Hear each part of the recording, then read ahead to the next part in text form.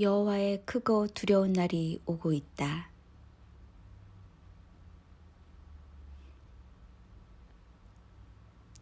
보라, 내가 속히 오리라.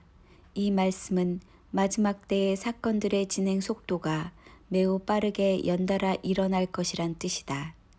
전염병은 2년차의 변종은 원조, 알파, 베타, 감마, 델타, 오미크론으로 풀릴만 하면 변이가 발생한다. 오미크론은 그리스 15번째 문자이며 숫자로는 70을 뜻하는데 70은 완성의 숫자다. 변종이 발생한 대륙은 아시아, 유럽, 아프리카, 남아프리카, 아시아, 아프리카로 모든 대륙이다. 백신 접종은 변종에 따라 1차, 2차, 3차, N차가 필요하다. 백신을 강제한 정책을 보면 짐승의 시대에 어느 나라가 위험한지 알려준다. 유럽, 미국, 호주, 캐나다, 이스라엘, 중국은 위험한 나라이며 문명이 발전한 나라일수록 더 위험하다. 전염병은 에레미야와 에스겔 선지자는 물론이고 계시록과 주님께서도 언급하신 심판을 앞두고 나타난 전조이다. 전염병이 하나님께서 보내신 징계의 도구라면 백신은 인본주의 대책이고 하나님의 뜻은 회개하고 하나님께 돌아오는 것이었다. 그러나 아무리 변종을 보내도 사람들은 하나님을 찾지 않았고 그들의 생각도 달라지지 않았다.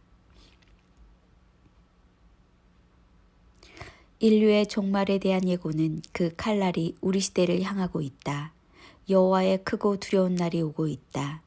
에레미야와 하바국과 사도 요한에게 주신 말씀은 삼중적이어서 더 살벌한 느낌이다.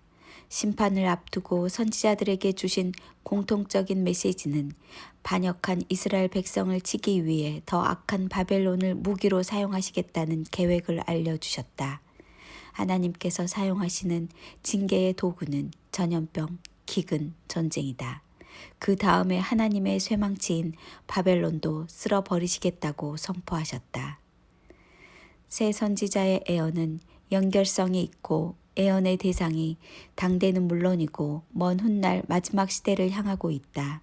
에레미야가 기록한 이방 나라에 대한 하나님의 심판에서 바벨론에 대한 심판은 마지막 9번째에 있다.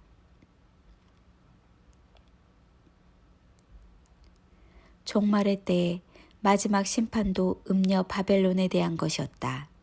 하나님께서는 선지자에게 말씀하실 때 이미 미래의 마지막 시대도 동시에 보고 계셨다. 바벨론의 명칭은 우리 시대의 글로벌리스트, 딥스테이트, 일루미나이티, 카발 등으로 불린다. 그들은 세상을 들썩였지만 이 정도로 그레이트 리셋을 하기에는 부족하다고 느낄지 모른다. 하바국과 에레미야는 거의 동시대에 활동한 선지자다.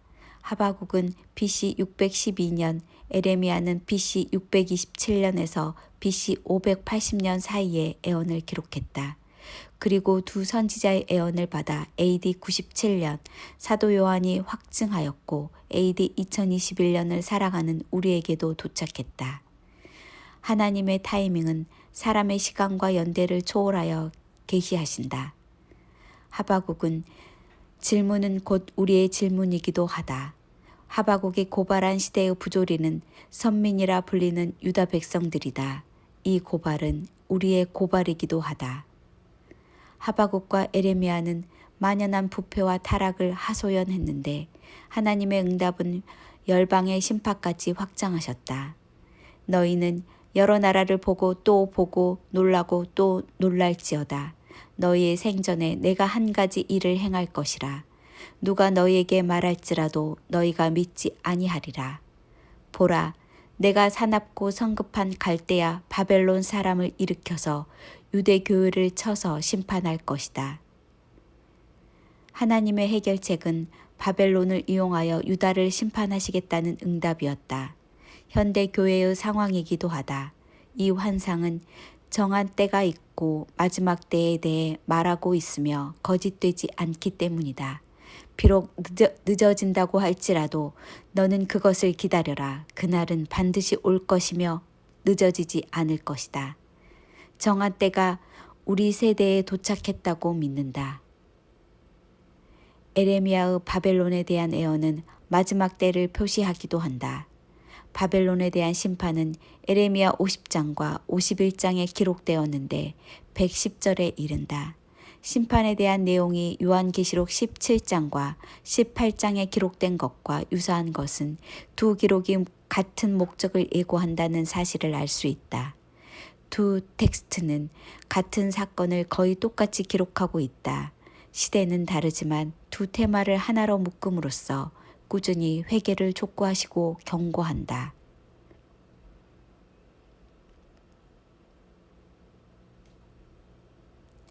바벨론은 우상의 땅이요. 그들의 우상에 미쳤기 때문에 바벨론이 파괴되는 소리에 땅이 흔들리고 울부짖는 소리가 온 나라들에 들릴 것이다. 영적 생활의 가장 걸림돌이 돈이며 이는 하나님을 대체하기도 한다. 사람들은 왜 끊임없이 이렇게 허무한 것들을 쫓는 것일까? 그것의 결국은 허무함과 죽음뿐이며 끝없는 영적 추락 끝에 몰락하게 된다. 에레미야가 기록한 바벨론의 심판은 요한계시록에 기록된 음녀 바벨론을 표시하고 바벨탑처럼 무너질 것이다. 바벨론은 온 세상을 취하게 하는 금잔이며 이를 표본으로 삼아 이방 나라들을 심판하시기 위한 진노의 잔을 상징한다. 만국은 바벨론이 제공하는 음행의 포도주에 취했고 이로 인해 하나님의 진노의 잔을 마시게 된다. 예언은 필연적으로 성취되기 위해 예정된 결론을 향하여 진행한다.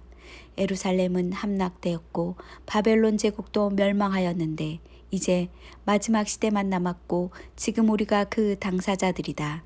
바벨론 제국은 역사의 무대에서 완전히 사라져버렸다. 하지만 빅테크가 음녀 바벨론의 이름으로 종말의 시대에 나타나서 만국을 미혹하여 멸망으로 이끈다는 것이 선지자들의 애언한 조각들을 맞추어 가고 있다.